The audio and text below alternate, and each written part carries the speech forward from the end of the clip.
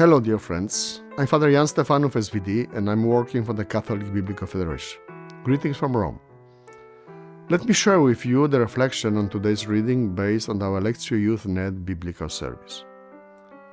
In the Gospel passage, we read a shortened story of the healing of a man blind from birth. Jesus approached this man with great respect.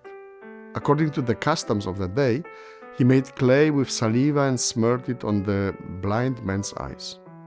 He then commanded the man to go and wash his eyes in the pool of Siloam. As the man obediently fulfilled Jesus' command, his sight was restored. But the healing of the blind man did not stop on the physical level.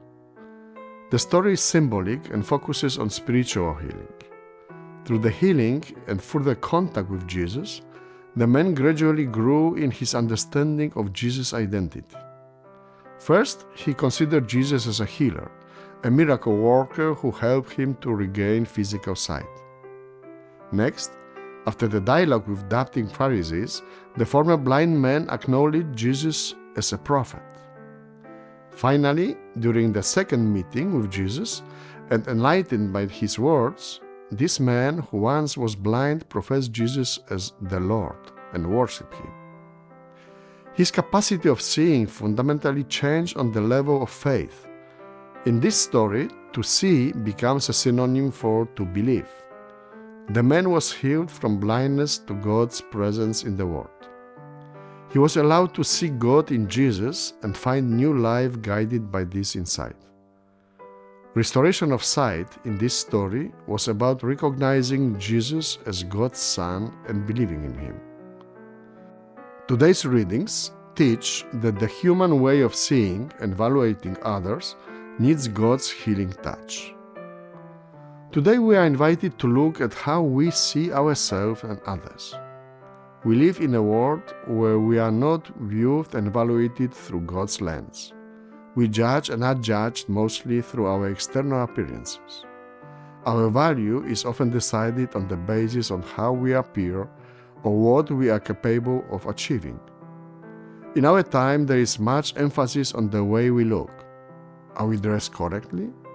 Have we got the latest fashions? Have we got the latest mobile phone? Are we using the best skin cream and lotions? Today's readings challenge us to go beyond our outward appearances and examine ourselves from the point of view of how God sees us and how God sees others. What does God see when He looks at us? God sees us objectively. He sees how different people have helped or hurt us. He sees our disappointments, our fear, our failures, and how all these have changed us in positive and negative ways. He also sees our goodness and our generosity, our positive qualities, our gifts and contributions.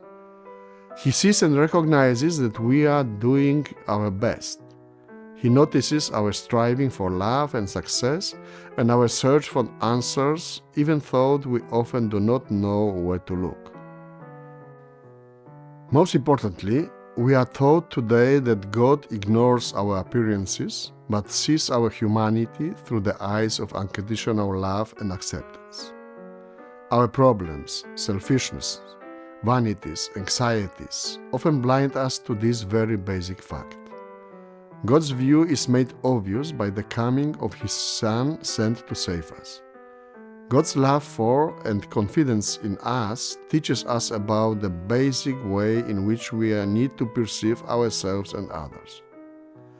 Instead of putting ourselves down or above others, we are called to always keep in mind that no matter who and what we are valuable and important in our own unique ways.